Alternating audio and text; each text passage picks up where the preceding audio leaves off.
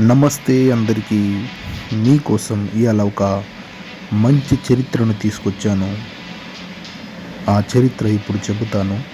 The great Alexander గురించి. చరిత్రలో చాలామంది రాజులు పుట్టారు, కానీ ఒకే ఒక రాజు మాత్రమే చనిపోయిన తరువాత కూడా ప్రపంచాన్ని వణికించాడు. అతని పేరు అలెగ్జాండర్ ది గ్రేట్.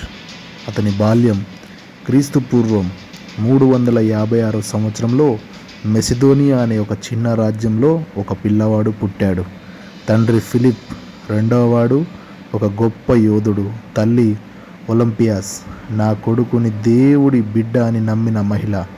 చిన్నప్పటి నుంచే అలెగ్జాండర్ ఒక్క మాట అనేవాడు: నేను చిన్న రాజ్యానికి రాజు కాదు, ప్రపంచానికి రాజుని అవుతాను.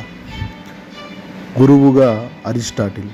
ఈ పిల్లాడిని ఎవరు తీర్చిదిద్దారో తెలుసా? ప్రపంచ ప్రసిద్ధి తత్వవేత్త అరిస్టాటిల్.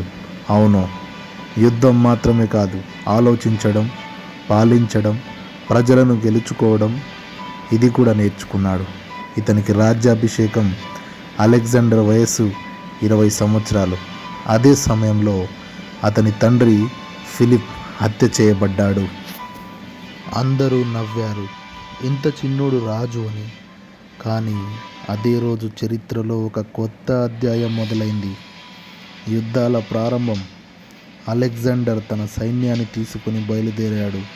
ఎదురుగా అప్పటి ప్రపంచంలో అతిపెద్ద సామ్రాజ్యం పర్షియన్ సామ్రాజ్యం.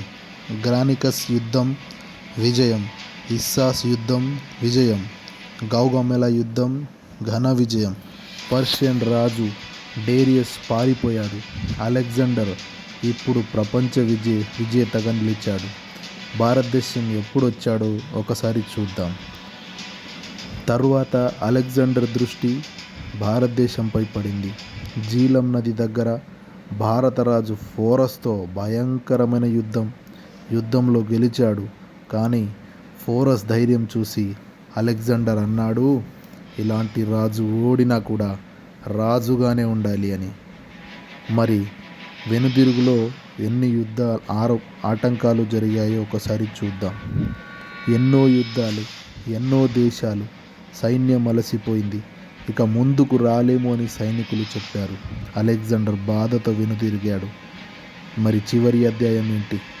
క్రీస్తు పూర్వం 323 బబిలోన్లో ప్రపంచాన్ని జయించిన రాజు ఒక చిన్న గదిలో పడిపోయాడు. వయస్సు కేవలం 32 సంవత్సరాలు. అలెగ్జాండర్ చనిపోయాడు, కానీ అతని పేరు చరిత్రలో శాశ్వతమైంది. Power finisher. అతను ఎక్కువ కాలం బతకలేదు, కానీ ఎవరూ మరిచిపోలేని జీవితం గడిపాడు. అందుకే చరిత్ర ఇతనికి ఇచ్చింది ఒకే బిరుదు, అలెగ్జాండర్ ది గ్రేట్. ఇలాంటి శక్తివంతమైన కథలు, చరిత్రలు చూడాలనుకుంటే, చదవాలనుకుంటే నా ఛానల్ని ఇప్పుడే సబ్స్క్రైబ్ చేయండి. Thank you.